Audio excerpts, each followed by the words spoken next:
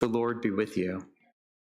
A reading from the Holy Gospel according to Matthew.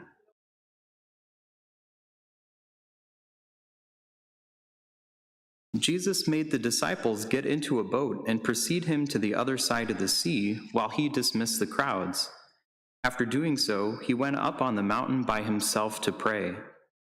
When it was evening, he was already alone. He was there alone. Meanwhile, the boat, already a few miles offshore, was being tossed about by the waves, for the wind was against it. During the fourth watch of the night, he came toward them, walking on the sea.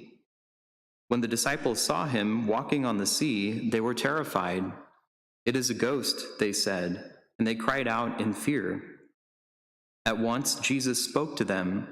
"Take courage, it is I. Do not be afraid." Peter said to him in reply, "Lord, if it is you, command me to come to you on the water."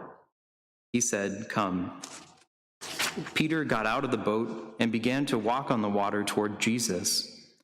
But when he saw how strong the wind was, he became frightened, and he began to sink, and he cried out, "Lord, save me."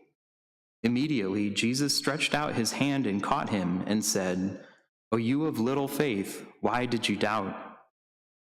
After they got into the boat, the wind died down.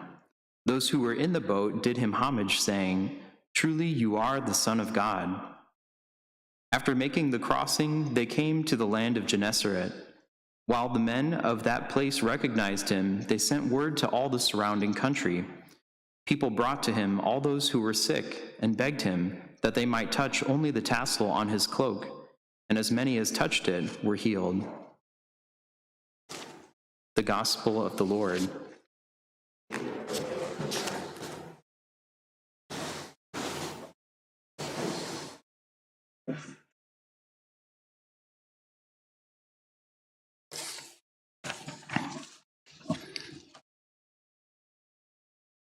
The gospel passage is a remarkable one for us to take to our own prayer and hear our own lives in it.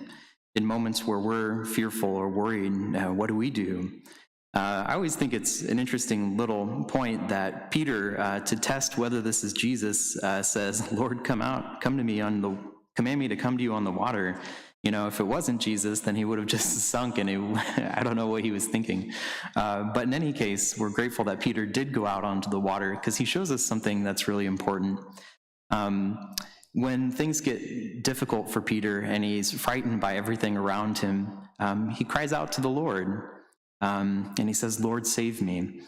And the word that's always so powerful of this passage is immediately. Jesus stretched out his hand and caught him.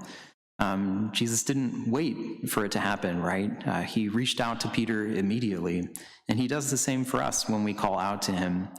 It's one of the parts of St. Ignatius's rules for the spiritual discernment, his 14 rules, is that when we experience moments of desolation, one of the things we do to combat it is to pray. And by prayer, he means to do exactly what Peter did. "Lord, save me. Lord, I can't handle this worry that's going on. I can't handle this project that's coming up and I'm worried about. I can't heal myself from this sin. So Lord, save me." And we know that the Lord will come immediately. He'll come to save us.